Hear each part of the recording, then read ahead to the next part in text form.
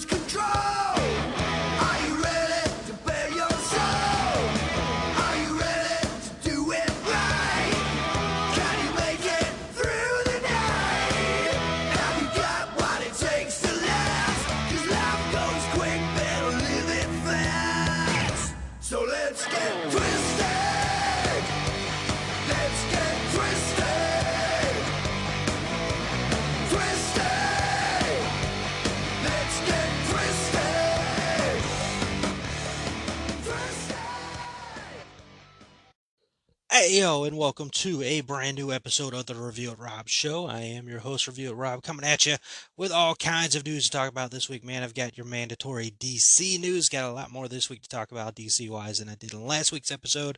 Got some horror news, which is surprising, man, because, I did a special episode, talk about that here in a moment, over the weekend about all horror news, but I got even more horror news for you on this week's episode, as well as some random bits to throw in there that I hope you'll find as entertaining as I did. But I thank you all for joining in, listening to my randomness as always. Appreciate you. If you can please hit that like, subscribe, and share with all your friends, family, or whoever. Just share it, But I kind of teased it there a moment ago and going to go ahead and jump into it now.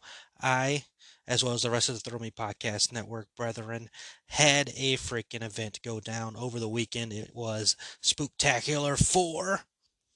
Where we all put out like some horror, spooky themed goodness for you to check out on our YouTube. That's the Throw Me Podcast Network on YouTube. Go over there, hit the like, hit the subscribe. You'll see all of those things in case you missed any of them. You've got a new episode of The Metal Groove out there talking about horror movie songs. You've got Haunters Podcast out there. They were live at Red Vein Haunt doing the thing. Had a spooky improper guidance, which was a good time. They were in Halloween costumes. We're checking out for that alone. We had Mr. Wonderful Show doing the 10 scariest moments in horror movies, and we had my show where I was doing horror movie news and letting you know all the horror stuff. Some suggestions of horror movies and shows that are hitting the streaming airways, still airways, right? Yeah, the streaming platforms and everything, as we're in the middle of spooky season and people are always looking and clamoring for something to watch to put on their 31 days countdown or what have you, or just want to watch something in general, man. So I did that, had a great time, a lot of fun again. And if you missed that, it's on the Throw Me Podcast Network over there on YouTube. Please be sure to, go over there, give us a subscribe, give us a like, a follow, a share, all that good stuff, man. We appreciate you taking the time to listen to us. We're very, very happy that you decided to jump in here, man. And speaking of jumping in, let's go no further than to join in and talk about this week's review. This movie was not going to be the movie I planned on reviewing this week. I planned on watching it, but after some thought, I did not want this to be my review, and I'll get into that after the trailer, why I didn't want this to be my review. And, I planned to watch other things, but I ran out of time. So before we jump into the actual review here, let's go ahead and jump into the trailer for Jeepers Creepers Reborn.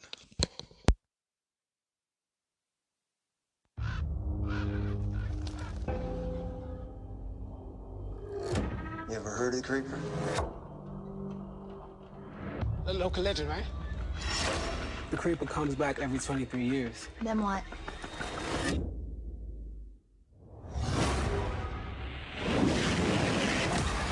Can't believe I let you drag me to this. This is the Coachella of cosplay. It is time for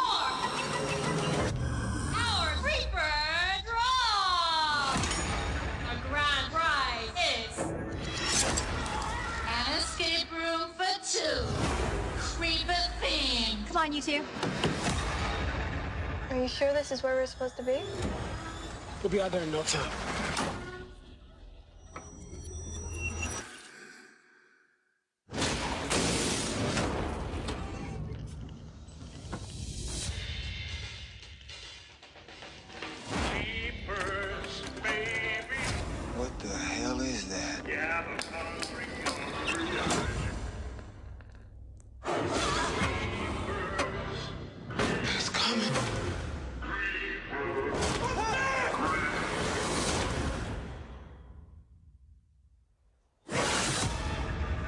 trap.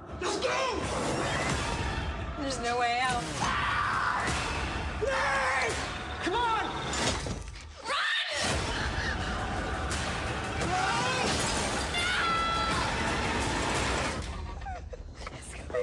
It's coming.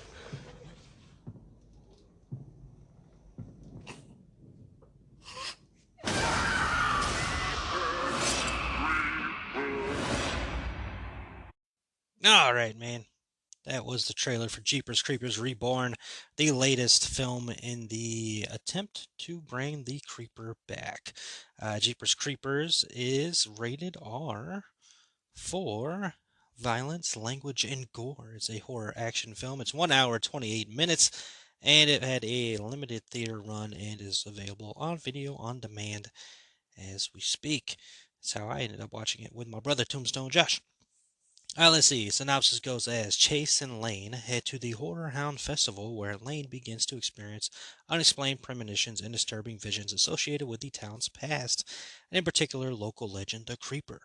As the festival gets underway and the blood-soaked entertainment builds to a frenzy, Lane believes that something unearthly has been summoned and that for the first time in 23 years, the Creeper is back. Okay, and I'm not going into the scores right now because I'm just going to give my quick thoughts. And I said there before I went to the trailer, I didn't want this movie to necessarily be the review for this week, mostly because I don't have anything positive to say about the movie, and I don't want to just sit here and bash the heck out of something. I did that earlier this year with the Texas Chainsaw Massacre film, and I felt kind of bad afterwards because, that's somebody's work, and they did their thing, and they're working on it. You don't want to just sit there and bash it and be mean. I guess it's the Hufflepuff in me, but sometimes I let the Slytherin side out, and this movie was horrible. Like I can't cut corners. It was just not good, and it sucks even more because I was looking forward to seeing this movie, especially knowing that the Creeper, interesting character, right? And then, it's not associated in any way whatsoever with the other person who we're not going to mention here, who has a very troubled past. So it's like, okay, they're going to redo the Jeepers Creepers thing, Reborn. They're going to start it off. They're going to go into a new route. They're going to try to make their own thing. And then, yeah, man, this movie's not good. Like, I can't. I tried. Ever since seeing the movie, I tried to find something redeeming, some kind of redeeming quality about the film, and I just can't. Like, I can't do it, and it's baffling to me, especially just now after watching that trailer. The trailer's good. The trailer's better than the movie. Like, the trailer's pretty solid, and the synopsis, like, that doesn't, like, none of that, like, some of it rings a bell, but most of that doesn't. The synopsis sounds better than what the actual movie is. I think the movie lost itself. And it's baffling to me where you have this character that's already been built, and I get it, you're trying to, break away from the other films for, supportive reasons, right? But you still have this character, and you're still building off of the Creeper character, and you've got the 23 years thing. So you could have made this movie so good. It could have been so creepy and all this stuff, but instead you put them at a horror hound festival. You then send them to an escape room, which is, it gave me Halloween Resurrection vibes when you get to the escape room, and you don't want Halloween Resurrection vibes, it's just, yeah, I need to stop because I just can't can't be positive, man. Um, the characters for the most part, you don't like any of them. There's nothing really all that great about the characters. The creepers look, not into it. Very much kind of in the vein of like how people feel about the Nightmare on Elm Street remake. I think this is worse look-wise. Like I didn't like it. Like, and right from the beginning too. It wasn't one of those things where it got to a point where I was like, I can't stand this anymore. Like, I didn't like this movie from pretty much the beginning. Pretty much from the start of the movie.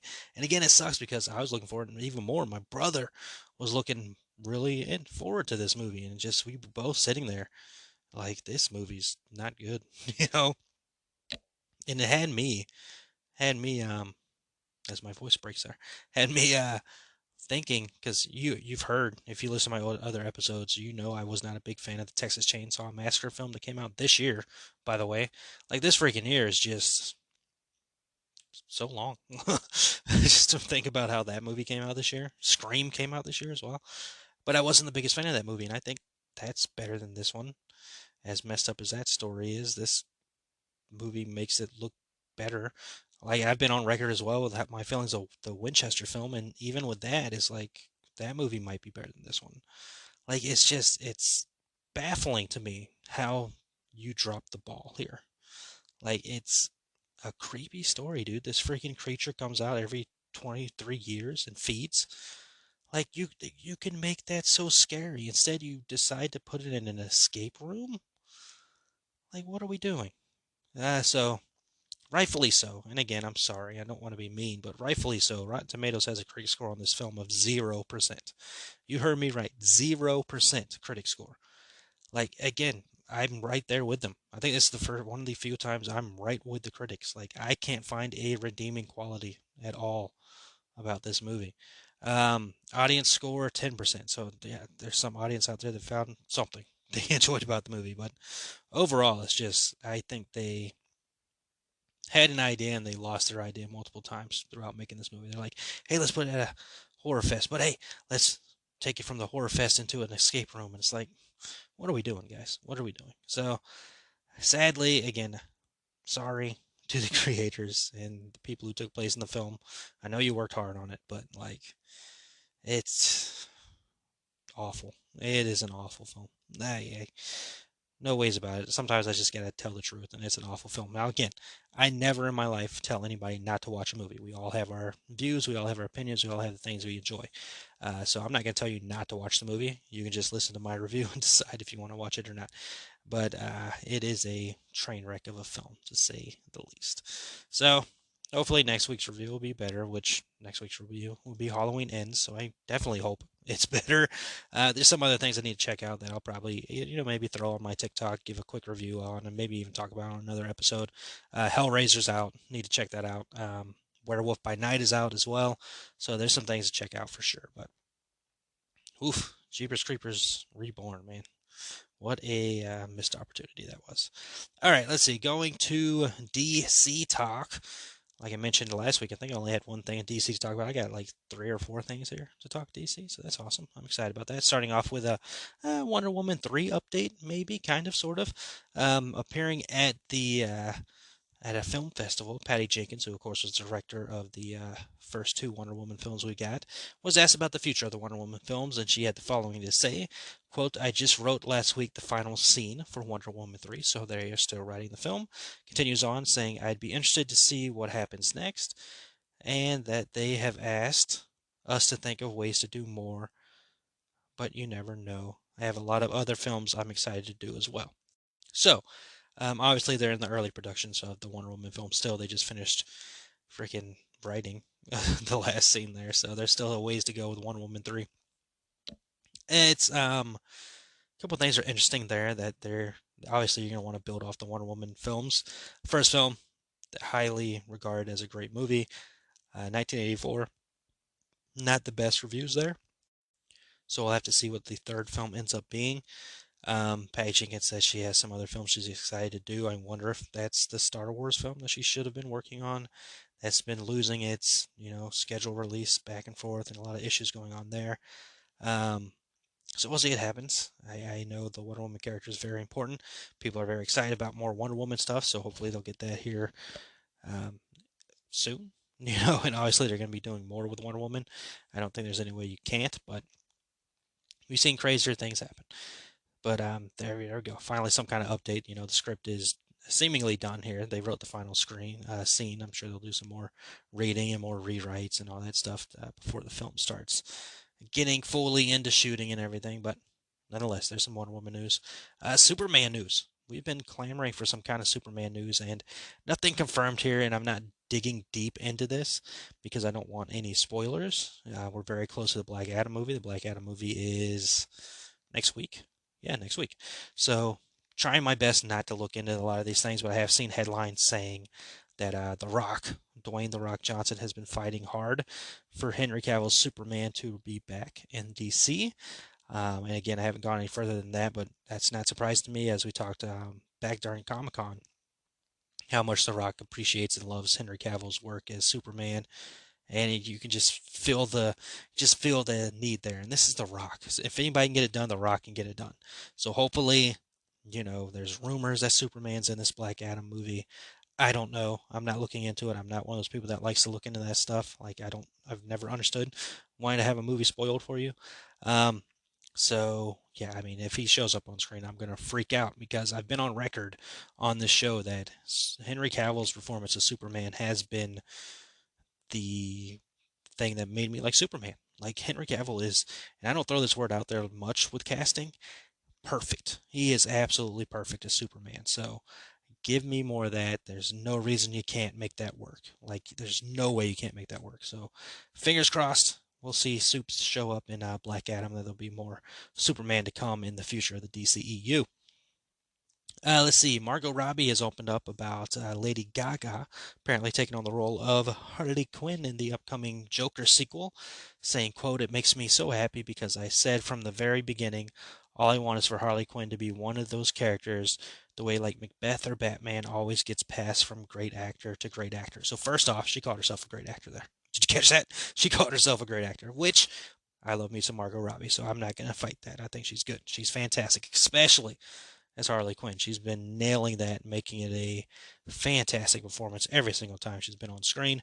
And it's cool, man. I'm glad to see her being supportive, and there's no doubt in my mind Lady Gaga is going to be incredible. She's always incredible in the things she does, so give it to me. I can't wait to see that. The news that I'm excited about, and some people are probably excited about, and some people are fighting it. I've already had conversations with people about this. Ezra Miller has been on set for Flash reshoots. He is back on set for the reshoots of the Flash film. They're doing some reshoots to set up some other things going on. Again, I'm not looking too much into it, because again, I'm avoiding spoilers and all that stuff. But remember, Ezra has had some issues. Some being drunk idiot issues, other being just allegations that have been proven pretty much, I don't know if false is the right word, but proven to be, allegations not to believe in, which is kind of the same thing as false. But anyways, Ezra has since apologized for their actions, has said that they are seeking help for mental issues, and has spoken and met with Warner Brothers Discovery. And obviously those meetings have gone well if they are now back on set for the Flash film reshoots. So glad to see. The most important thing is that mental health issues are being taken care of. And if he's back, if they are back reshooting, then obviously, everything seems to be back in a good place over there, which is fine. Going into the whole thing, like when Ezra was first announced as the Flash, I had some hesitancy because I loved the Flash show. And I thought Grant was doing fantastic, and I couldn't wrap my head around why Grant wasn't the Flash. And then I saw Ezra's performance, and I'm like, freaking, yes, this is great. I love Ezra. Ezra's amazing. Immediately became one of my favorite actors. Immediately started checking out everything else they've done. Sorry. He's the guy that did it again. They are in the Fantastic Beasts films, and just everything I've seen Ezra in, I think they have been fantastic. So I've enjoyed the performance as the Flash. I took a photo of it. I bawled during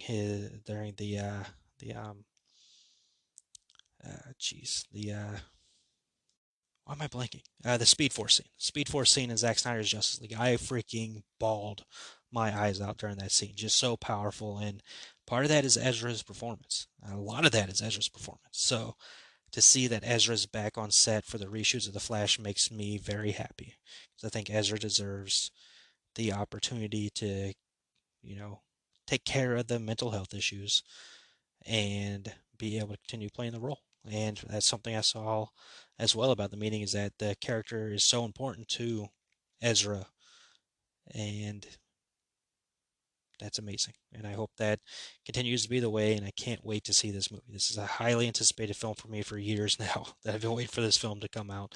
Flash is my favorite superhero. I've always said Batman's my favorite hero. The Flash is my favorite superhero. And I've been dying for this movie for so long now. So I can't wait to see what that turns out to be. All right, and that's the DC news. Let's jump over to horror spooky news. Starting it off with Justin Long, who apparently is a horror icon. We found this out through Kevin Smith's Fat Man Beyond show. 1D, Mr. Wonderful, myself talked about it a little bit during the HHN trip. Justin Long, been in a lot of horror movies. And speaking of Jeepers Creepers earlier, he was in the first one. I think he made a cameo in the second one as well. Or the third one. Maybe. Oh, I don't know. That series. He has joined the cast for the upcoming Goosebumps series that is in the works over at Disney Plus, man.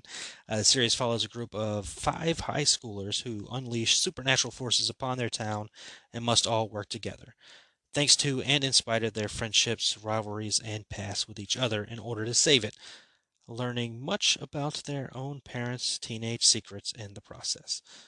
According to Disney branded television series, is influenced by 5 of the most popular Goosebump books. Of course, this article does not say what the 5 books are. Justin Long will play Nathan Bratt, who is said to be the new school teacher who develops a terrifying connection to a decades-old supernatural murder. Into it, man. I love the Goosebumps. Like, Goosebumps was one of my first introductions to spooky and horror and all that stuff when I was growing up. I read those books like crazy back in the day. And then, of course, I love the television show. I've enjoyed the movies that have come out since. I haven't, I don't remember the second one all that much, but I watched the first one a lot. And I like Justin Long. I've always liked Justin Long. So, cool, man. I'm glad that both of them are coming together. And that's going to be something I can't wait to watch and have a good time with. Let's see, Universal and M. Night Shyamalan have decided to do more business together. They announced a thriller for a theatrical release on April 5th, 2024. No other details known at the moment about the film. This would be the 6th movie that Shyamalan and Universal have worked on together. The 4 previously released were The Visit, Split, Glass, and Old, which have made over 700 million worldwide. And you know what you're saying. You just said 6, that's 4. Well, he has a 5th movie coming out with Universal on February 3rd, 2023, called Knock at the Cabin, which stars Dave Bautista and Rupert Grint, as well as others. So there's got that and more. M. Night Shyamalan seems to be like one of those directors that people have been in like a love-hate relationship with for a while. I think that one movie with Mark Wahlberg kind of turned things. I can't remember the name of it, but the thing where like the trees were killing you or whatever. I think it's called The Happening. I think John Leguizamo's in that movie as well. Could be very well pulling that out of my butt and just making up things. Yeah, John Leguizamo is in that movie, as well as Zooey Deschanel. All right, cool. Maybe I should. I don't know if I want to watch that. I was about to say maybe I should check that out, but I don't know. So yeah, we'll see how that ends up going. Let's see, speaking of Universal, they are also reimagining one of their classic films and turning it into an upcoming series for Peacock. They will be reimagining the 1996 film Fear. That movie starred Reese Witherspoon and Mark Wahlberg, so Mark Wahlberg double mention on the show here. The series is, quote, the modern series reinvention finds 2 young lovers in a psychological game of cat and mouse. But who's the cat and who's the mouse? When David and Nicole first meet in Seattle, it feels like an epic once-in-a-lifetime romance. But soon it becomes clear that the seemingly perfect couple is anything but. If you haven't seen that movie, check it out. It's a pretty good movie. I mean, it's Reese Witherspoon, Mark Wahlberg. That's 90s big time right there.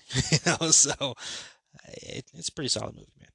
Pretty solid movie. Let's see, Barbarian. If you have not seen that movie yet, there's a movie that seems to be getting pretty good reviews. I believe Mr. Wonderful saw that movie over the weekend, so maybe he'll have a review for you on the Mr. Wonderful show this week. Be sure to check that out. Barbarian, if you're like myself, have not been able to make it out to theaters to see it, a couple weeks it will be streaming. It'll be on all major digital platforms as well. It will be on HBO Max. So if you don't want to rent it, But you have HBO Max, you are in luck. It will be on HBO Max. Barbarian is about synopsis. Arriving in Detroit for a job interview, a young woman books a rental home. But when she arrives late at night, she discovers that the house is a double booked and a strange man is already staying there. Against her better judgment, she decides to spend the evening, but soon discovers that there is a lot more to fear than just an unexpected house guest. This movie has Bill Skarsgård in it as well. Justin Long. Boom, bang. Talked about Justin Long earlier. Justin Long in another horror movie. Freaking horror icon. What can I say? Let's see. The Midnight Club horror TV show has apparently just set the record for the most jump scares in a single episode. And it wasn't just any episode, it was the premiere episode of the Midnight Club. This comes from, of course, the creator behind Midnight Mass, The Haunting of Hill House, Haunting of Bly Manor, all that good stuff. The show, of course, is available on Netflix like the other shows.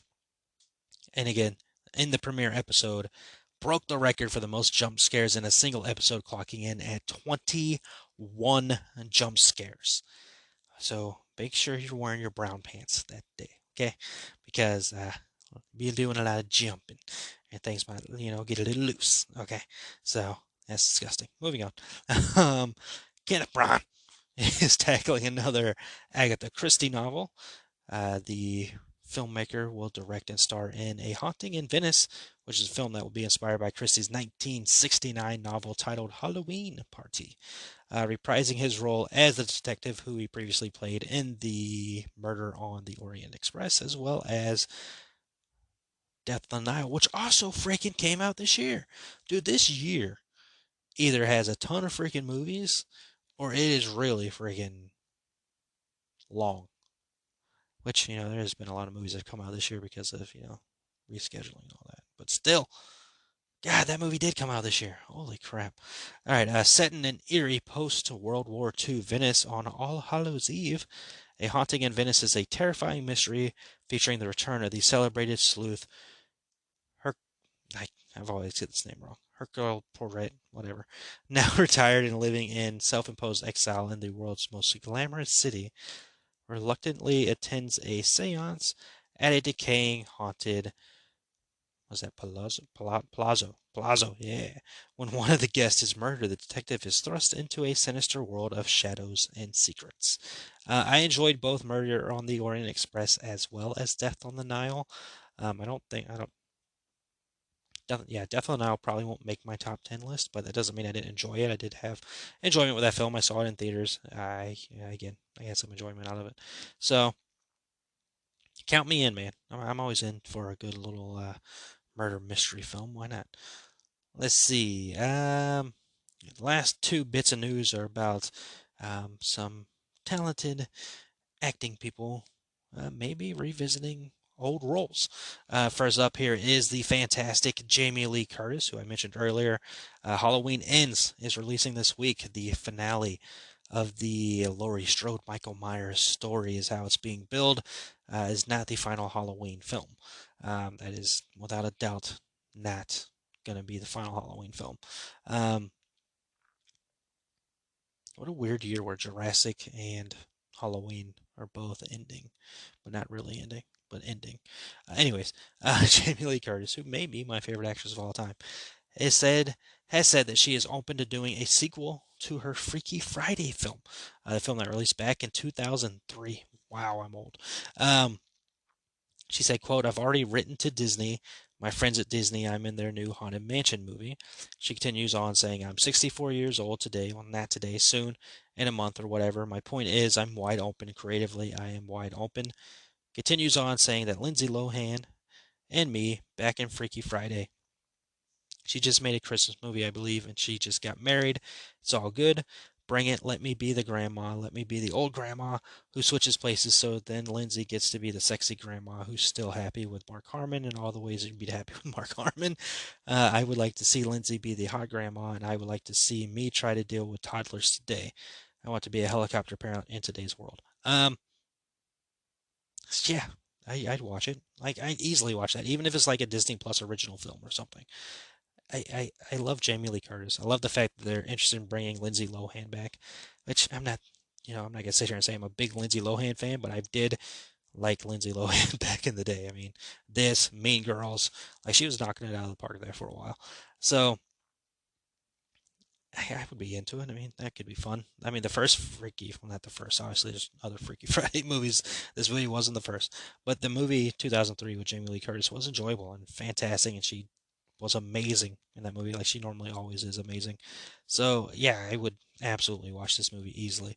Like I said, if it's a Disney Plus like film, I don't know if I'd go to theaters to see it. I don't know if it's a theater go watch for me. Um, but yeah, definitely check it out easily on Disney Plus. And last bit of news here is, are we getting another Austin Powers movie? This is something that people have been clamoring for, especially most recently with the Super Bowl commercials that we've seen with Dr. Evil and everything. There have been hopes that a new Austin Powers film would be on the way. Mike Myers was recently on the Tonight Show with Jimmy Fallon. And he said, I don't. Yeah, Jimmy, of course, asked about Austin Powers, if we'll get another Austin Powers film. And Mike Myers had the following to say, quote, I don't have anything to announce. I can neither confirm nor deny the existence or non-existence of such a project. I would love to do it. Of course, it's fun. I have 3 kids under the age of 11. I've been super, super busy being a dad. I'll see what I can do, Jimmy Fallon. Um, I mean, I'd be into an Austin Powers movie. Like, I recently watched the trilogy, and it still, works so good for me. Like, I still had a ball watching all of them and laughing and having a good time. And hey, when was the last film? The last film was what, Goldmember? When did that come out? Fucking 2002, 20 years ago. God, I'm old. Jeez. Um, yeah, man, it's been 20 years, like a 20th anniversary. I mean, it's probably too late for that because, yeah, July 2022. So too late for a 20th anniversary, but yeah, why not? Why not do another Austin Powers movie? It's more likely that than a Wayne's World film, which I'd love a Wayne's World film. And the most likely is, of course, Shrek, because, you're just doing voice acting for that, which that's not a shot of voice acting. Voice acting is, you know, tough. I'm just saying, you go into a studio and do the voice recording as opposed to having to act out and, get in the character and all this scenes and shoot this and shoot that and blah, blah, blah, blah, blah. You know, I think Shrek would be the character he ends up revisiting before, but yeah, I'd be into an Austin Powers movie. Why not? Austin Powers is fun. I mean, they're still making James Bond's movies. Of course, they have somebody else playing James Bond all the time. How old was Sean Connery when he was doing freaking the James Bond stuff? Oh, he was in his 30s. Okay. Never mind. Let's see. The last Bond film he was. Let's see. 40. So, yeah. I mean, how old is Mike Myers now? Just, throwing out names. I'm sure he's over 40. If I can figure out how to spell his name. Jesus. Mike Myers is 59 years old. Wow.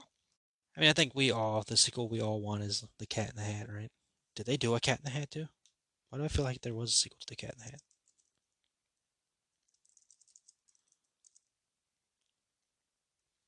They did a sequel, right? Didn't they do another Cat in the Hat movie?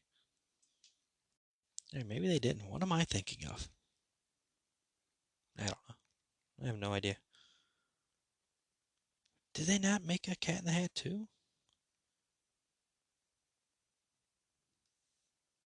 It's gonna drive me insane because I have no idea what I'm thinking about right now, but like, I don't know why I thought there was a Cat in the Hat too. Did they make another Cat in the Hat film? Like, this is gonna drive me insane.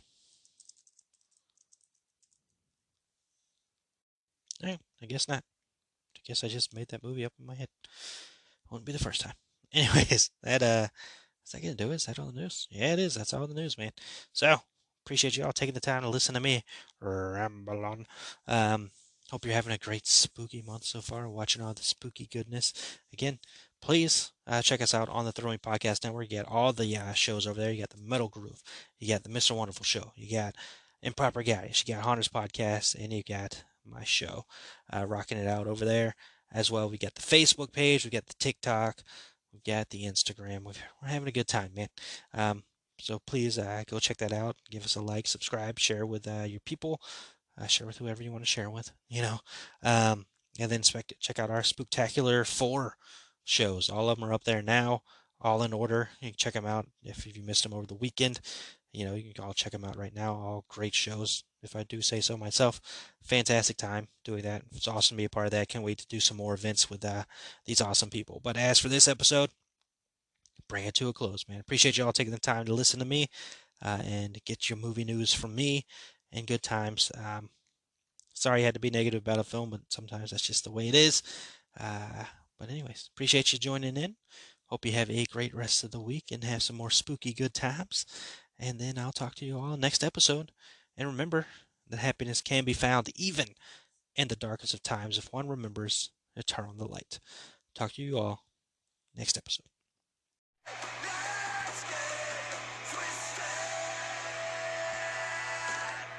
Thank you for joining me this week. Make sure you hit the subscribe button to get updates on all new episodes. As well, follow me on Twitter at review_it_Rob. Stay tuned for more adventures.